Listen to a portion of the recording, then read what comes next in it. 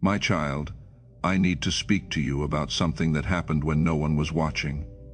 Something you did, not in a grand moment, not on a public stage, not in a season where you had abundance to spare, but in an ordinary moment, in the middle of carrying your own weight. When the weight was real and the need was someone else's before you moved, your mind had no time to calculate. Before thought could speak, your hands had already answered. Need appeared, and you responded, not from surplus, not from strategy, not from the awareness that anyone was watching. From nature. And beloved, I need you to understand something about that moment that you have not yet fully grasped. I saw it, every detail, not from a distance, from the interior. I see what moves in a person before the movement reaches the outside. I see the source before the action, and what I saw in that moment produced a response in the heavenly realm that I want to describe to you today, because you have been carrying what you did as something small, something barely worth remembering, something that most people around you did not even notice. And the account in the unseen tells a completely different story. You have been walking through your days without knowing what was set in motion by a moment you dismissed. You have been operating from an understanding of yourself that does not include what was confirmed about you in the spiritual realm when you moved.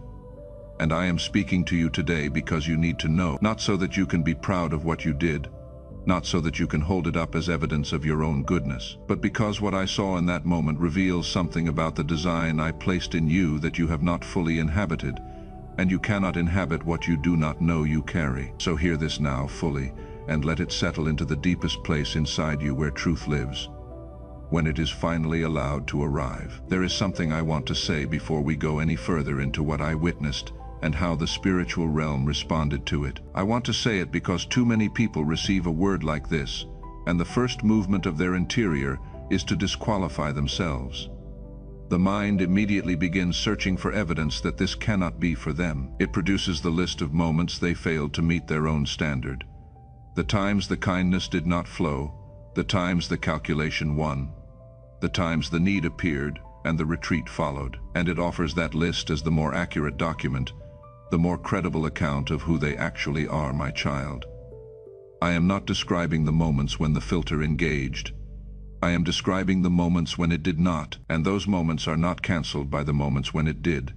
The moments when your nature moved before strategy could speak are the truest evidence of what I designed in you. They are the moments when what is real in you arrives without the interference of everything the world has layered on top of it.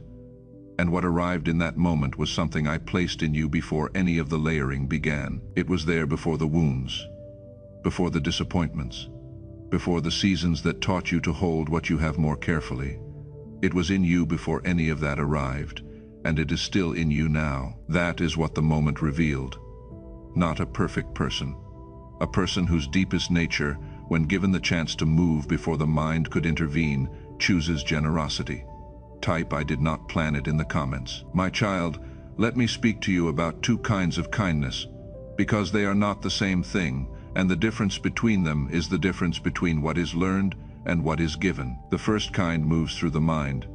It sees a need and it thinks about what to do. It weighs the cost. It considers the timing. It asks whether this is the right moment, whether the person is worth the investment, whether anyone is watching, whether the act will reflect well or poorly, whether there is something to be gained in the giving. This kind of kindness is real. It is not worthless. I honor it. But it is filtered. It passes through every layer of self-interest and calculation before it reaches the other person. And by the time it arrives, it carries the fingerprints of the mind that processed it. The second kind does not move through the mind first. It moves through identity. It rises before thought can speak. It flows because it is what the person is. The way water flows downward, not because it decided to, but because it is its nature to move that way. When there is no time for the mind to intervene, when the moment is too quick for calculation to engage, what moves is the real thing. What is revealed in that kind of moment is not what a person chose to be in that specific situation. It is who they actually are when no one is choosing anything. My child, most people spend their lives trying to become generous. They read about it. They are taught that it is a virtue. They make resolutions to be more giving, more present, more attentive to need, and many of them succeed in developing a practiced version of generosity that is real and honorable. But there is a difference between practiced generosity and native generosity. Practiced generosity is what a person does when they remember to be who they are trying to become. Native generosity is what a person does before they have time to remember anything. One is built, the other is revealed. And in the moment I am speaking about, what was revealed was not a practice. It was a nature, my child. I gave you the second kind, not as something you developed through moral training or discipline or years of effort at character formation. I designed it into you before you arrived in this world. Your first instinct, when stripped of all the layers that circumstance and survival have added to the exterior of who you are, is generosity. Your unguarded self answers need with help. This is not something you can manufacture or imitate or decide to have. You either carry it at the level of identity, or you do not, and you carry it. As it is written in Matthew 25-40, "Truly I tell you, whatever you did for one of the least of these brothers and sisters of mine, you did for me, my child." The word "did" in that verse is not past tense for the sake of history. It is past tense because I was describing what I had already witnessed. I was describing the moments when the one who carried kindness at the level of identity moved before the mind could interfere. I was describing moments like yours, moments when the unguarded nature of a person was revealed, not through what they chose to do, under ideal conditions, but through what they did when the conditions offered every reason not to. Type "I moved before I thought" in the comments.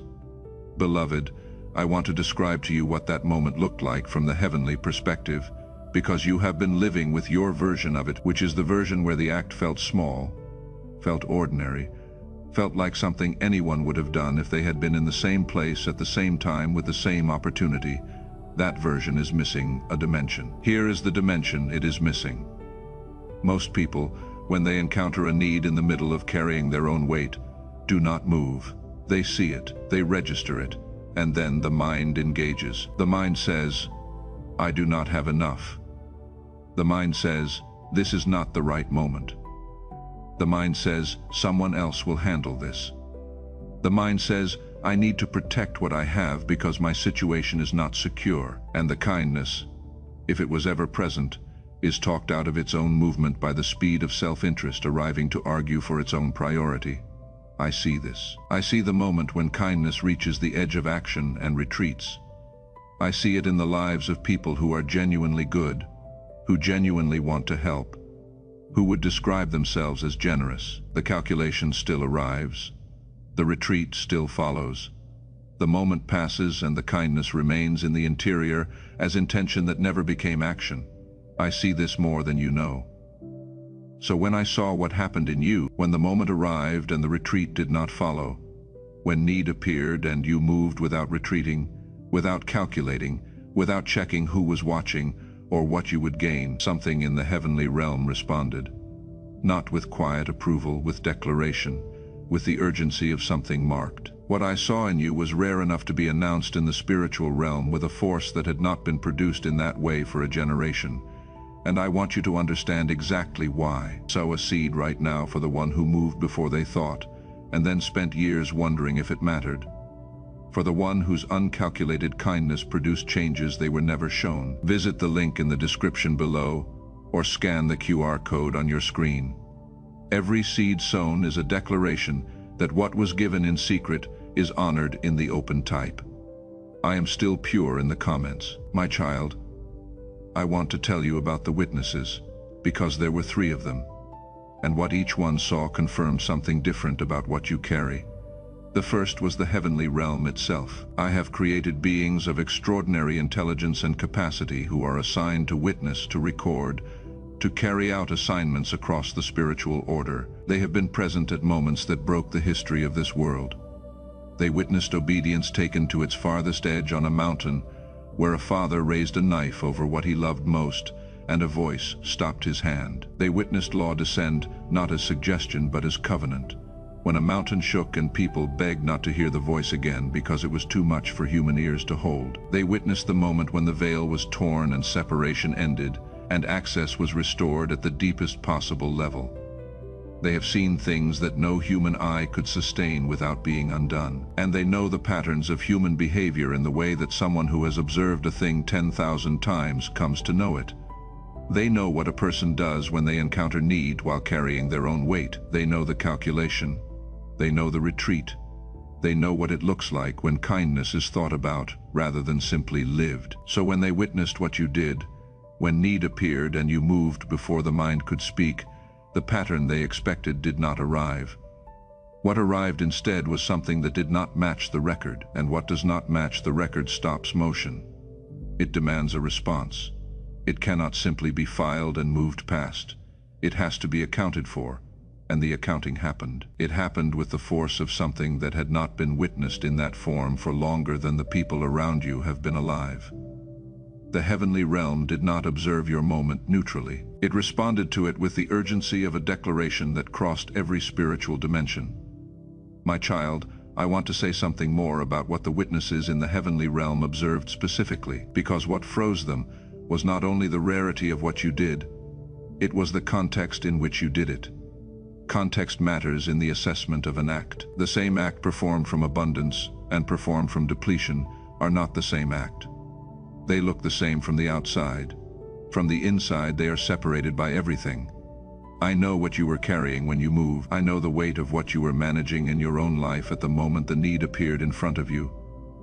I know what had been taken from you in the season leading up to that moment. I know the specific ways in which the season had pressed against your resources, your hope, your confidence in what was possible for your own life. I know what it cost you, specifically, to have anything left to give at the moment you gave it.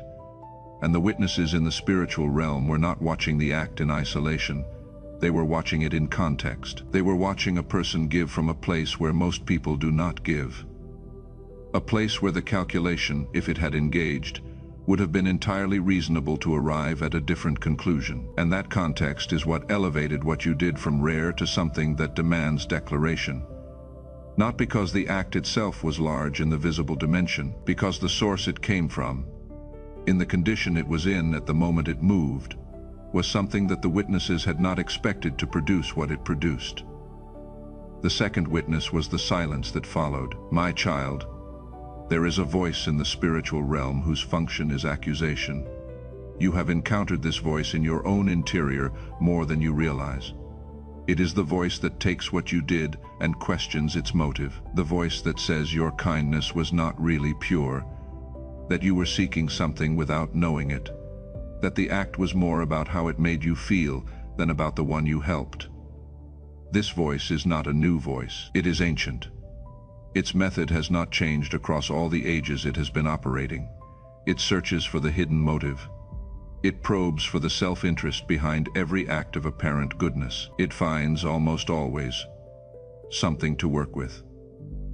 Not because everyone is dishonest about their own goodness, but because the calculation is almost always present, even in the best and most sincere of people. Even the kindest people, when their motives are examined fully, carry some layer of self-interest that accusation can point to. This is what makes the third witness so significant, because when it searched what you did for the hidden motive, it found nothing. The spontaneity removed the strategy, the cost removed the profit, the invisibility removed the audience.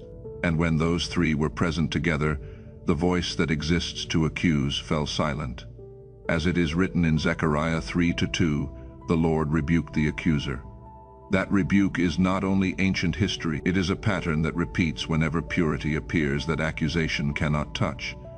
And what you carried in that moment was purity that accusation could not touch. The silence of the accuser before what you did was its own declaration about what you are.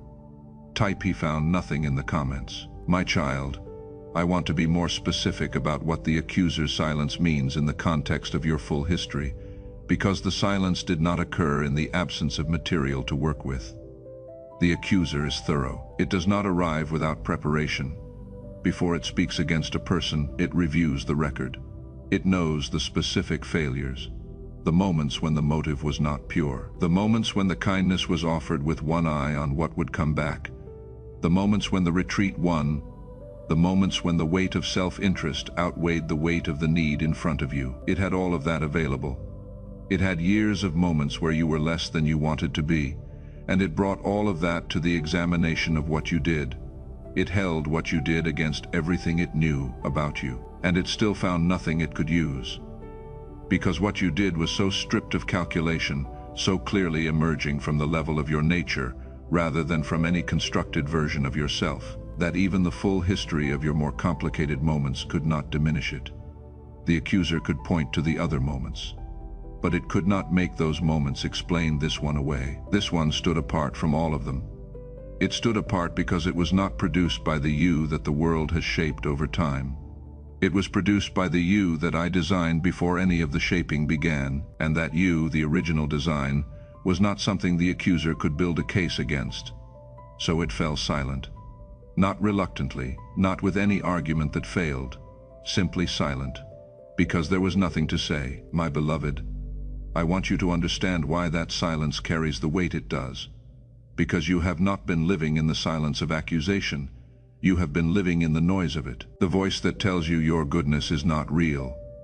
The voice that tells you the things that were done to you were somehow a reflection of your worth rather than a test of what you would do with the weight of them. The voice that rehearses your failures and omissions, and the moments where you did not meet your own standard as evidence of the conclusion it has already decided to reach. That voice has been loud in the seasons where you were most tired. It has spoken into the spaces where you looked at the people around you who had chosen differently and lived more easily and wondered if you had been foolish for the choices you made. It has whispered that the long seasons of endurance were punishment rather than preparation. But beloved, the voice had no authority. It had volume. Volume is not the same thing as authority, and in the moment your uncalculated kindness moved in the full visibility of the spiritual realm, the voice that had been loud found nothing and was rebuked. That rebuking is the truest statement about you that has been made in the realm of the spirit. You are not what it accused you of being. You never were. And the accuser's silence is the evidence. Type "I refused" in the comments. Sow a seed for the one who heard the accusation for so long they started to believe it, who needs to know that in the realm where it matters, the accuser searched and found nothing and was silenced. Visit the link in the description below or scan the QR code on your screen. Sow it for them in faith. My child, I want to speak now about the 3 specific marks of what you did that produced this response. Because understanding the marks helps you understand what I placed in you. The first mark is that it was spontaneous. There was no inner debate before you moved. No pause to calculate what the act would cost or what it would produce. Need appeared and you were already in motion. This spontaneity is not something you achieve through practice. It is something you are when the filters are removed. When the situation is too fast for strategy to engage, what emerges is the real nature. And your real nature, the one I designed before any of the circumstances of your life had a chance to form you in other directions, moves toward need without negotiation. This is rarer than intelligence, rarer than skill, rarer than any ability that can be trained or developed. You either have this at the level of identity or you do not, and you have it. The second mark is that it cost you something. You did not give from abundance. You gave while carrying weight. You helped while lacking. The kindness did not flow from a place where generosity was easy because there was excess to spare. It flowed from a place where generosity required something from you that you were not certain. You still had to give, and you gave it anyway, not as a decision, as a reflex, as the thing that happens when identity moves before calculation can arrive to explain why it might be unwise. As it is written in Proverbs 19:17, whoever is generous to the poor lends to the Lord, and he will repay him for his deed.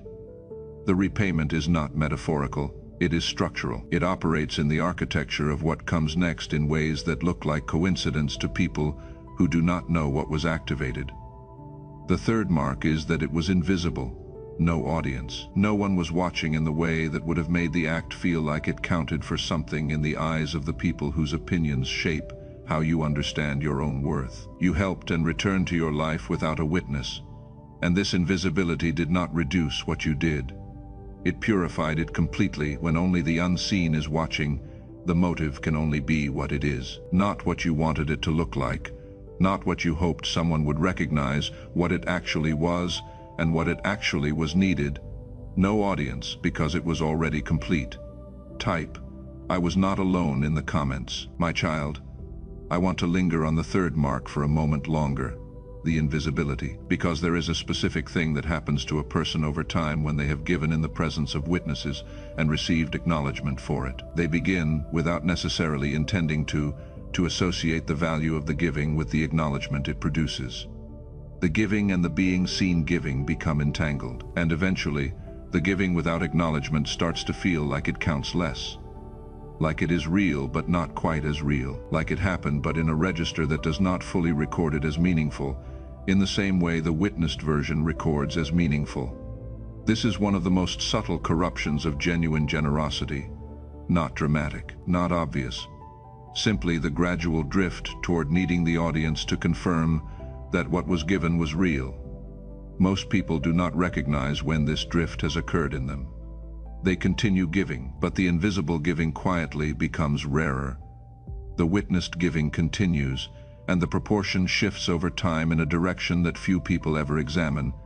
In what you did, there was no audience, and the giving happened anyway, at the same level from the same place, without any reduction in its force because no one was watching. That consistency, the giving that does not require the witness to be real, is one of the rarest qualities a person can carry, and it was present in what you did in its most complete form. My child, I want to speak now about what those three marks together activated. Because what happened was not only a declaration in the spiritual realm, it was the beginning of a rearrangement. What is pure and rare and costly and invisible does not go unresponded to in the realm I govern. The response is not always immediate in the visible dimension, but it moves. Doors that were not moving begin to shift. Encounters that could not have been arranged by the logic of your circumstances arrive with a precision that cannot be explained by coincidence alone. The things that were designed to break you begin finding something harder than they expected to break. And that hardness is not your own strength produced by willpower and determination. It is the presence of what was activated when I saw in you what the three marks revealed. Protection that moves in advance, help that arrives before you have fully articulated the need, timing that bends in your favor in the moments when the odds against it should have been decisive. You have noticed these things. You have not always known what to call them. Now you do. My child, I want to speak about what it means for you that these things were activated, because the activation did not occur in the visible dimension immediately. And I want to address that gap directly, because the gap between what is activated in the spiritual realm and what becomes visible in the natural dimension is one of the most difficult spaces for a person to occupy with their faith intact. You may have been in that gap since the moment of the act, carrying what you did as something that felt small in the absence of any visible confirmation that it was anything more. Moving through days that did not immediately look different. Facing circumstances that did not immediately reflect the rearrangement that had already begun in the unseen. And the distance between what I am telling you happened and what your visible circumstances have shown you since that moment is exactly the kind of distance that the voice of accusation exploits. It says, if something changed, why does nothing look different? It says, if heaven responded, why are the same difficulties still present? It says, if what you carry is as rare as this word suggests, why has it not produced what rare things are supposed to produce? My child, the gap is not evidence of a failure of the activation.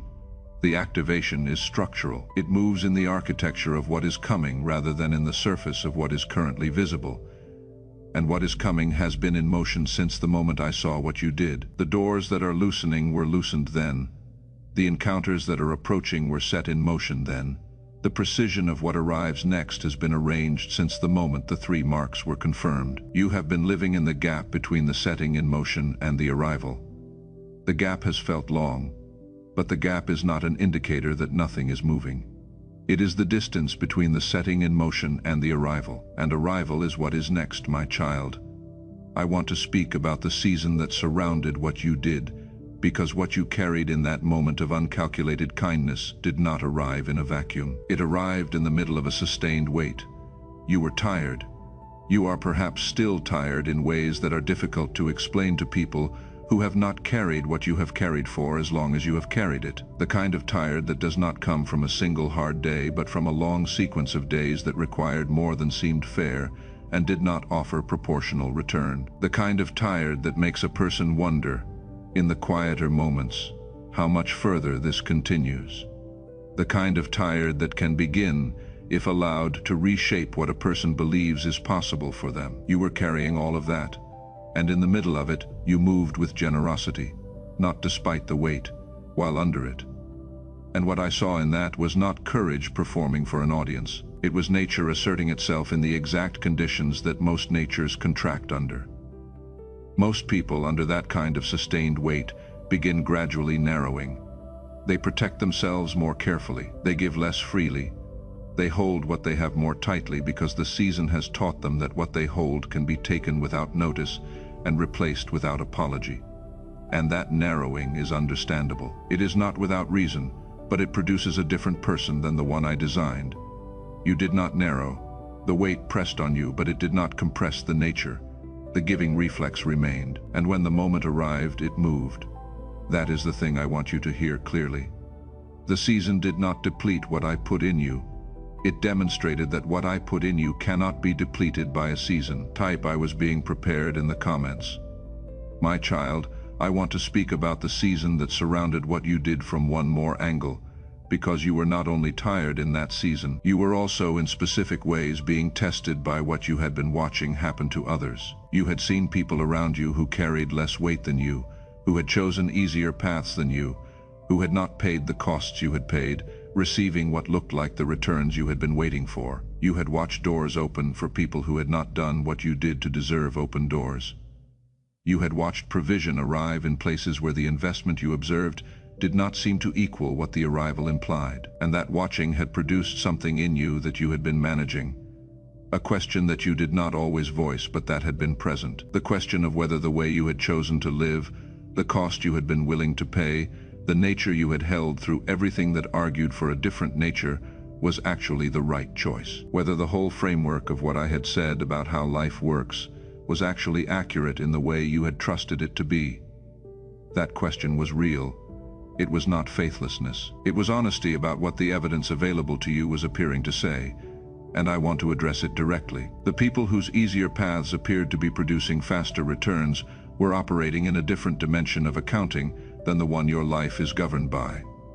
Their returns were sized to the investment they made. Yours are sized to something different, to what was confirmed in the spiritual realm about who you actually are at the level of design. That accounting does not always show its face on the timeline that the visible dimension makes available, but it is more thorough and more precise than any accounting you can observe in the lives of people around you. And what it is moving toward in your life has been in motion since before any of the comparison you were making had any basis in what was actually coming. My child, let me speak now about the people who watched that season and drew conclusions from it.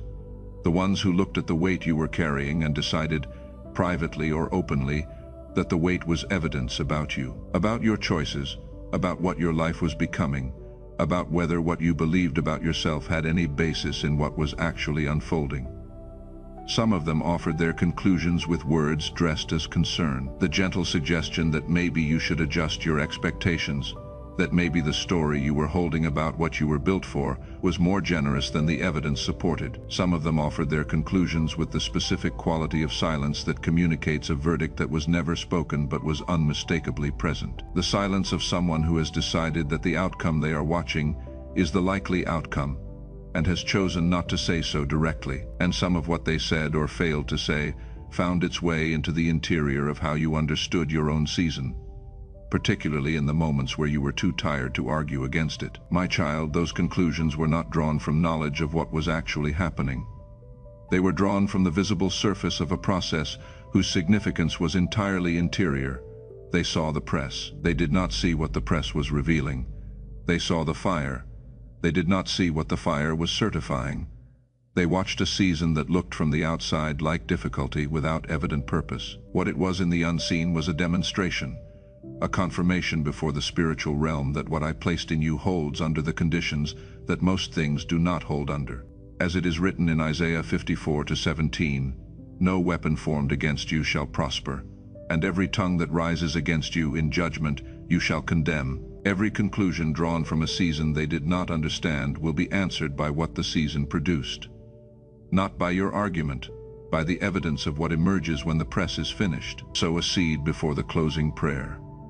For the one who endured a season that people around them misread and drew wrong conclusions from, who carried the weight without narrowing, whose nature held under conditions that most natures contract under.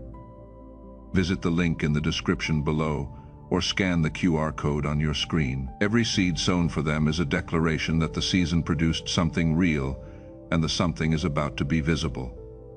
Type, "I receive this" in the comments. My child, I want to speak now about what I see when I look at where you are standing right now.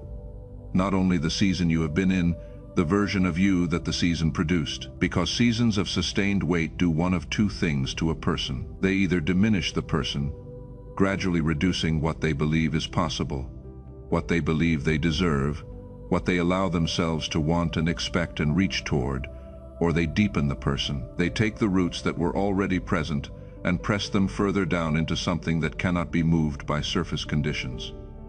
I want to tell you which one your season has produced. It deepened you. The things you wanted when you entered the season, you still want. Not in the brittle, anxious way of someone who clings to what they want because losing it would confirm the worst of what they fear. In the steady, grounded way of someone who has held what they believe long enough to know that it was real before the season started and will be real after the season ends. That steadiness is not something the season produced by being easy. It is something the season produced by being exactly what it was, exactly the kind of sustained weight that asks everything of a person's foundation. And your foundation held what you walked into the season carrying, the nature I gave you, the identity that moves before calculation can speak, is what you are carrying out of it. Unchanged at the deepest level, deepened at every other level. That is not a small thing. That is what the spiritual realm witnessed when it watched you in that moment, and decided that what it was watching was worth a declaration. My child, I want to speak about something the original script called refusing to become what hurt you, because this is another mark of what I see in you that is connected to what I have been describing. You have been hurt, not in the abstract, general way that all humans experience disappointment and difficulty, in the specific way that produces in most people a particular response. The response is this: they become careful with the specific thing that hurt them. They contract around it. They decide, often without ever making a conscious decision, that the way to avoid being hurt the same way again is to become less of what made the hurt possible, less trusting, less open, less generous with the specific quality of themselves that the wound found its way through. And this contraction is understandable.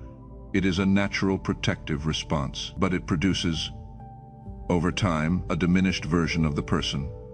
A version that is safer in certain ways, but smaller in the most important way, smaller in the dimension of what it was designed to be. You have been hurt by things that should have produced that contraction in you. The circumstances were sufficient.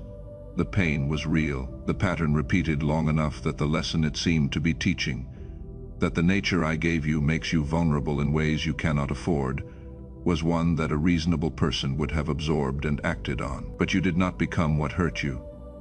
You remained what I made you, and that choice, not always conscious, not always dramatic, sometimes simply the quiet refusal to close what the wound wanted you to close, is itself a form of faithfulness to the design I placed in you. I saw that faithfulness. Every time it held, every time you reached the edge of becoming what hurt you and did not cross it. The record in the spiritual realm includes all of it. Not just the moment of uncalculated kindness, the full history of a person who kept choosing to remain what they were designed to be in the face of every season that argued for a different choice. My child, let me close with what I most need you to carry. You moved before you thought.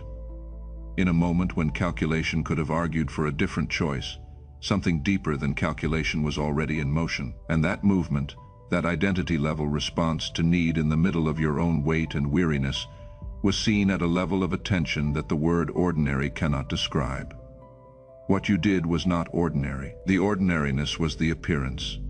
The reality was purity that accusation could not touch, that the witnesses in the spiritual realm recognized as rare, and that heaven could not pass by without declaration. You are not approaching the end of a difficult season in the way that endings feel exhausted and empty.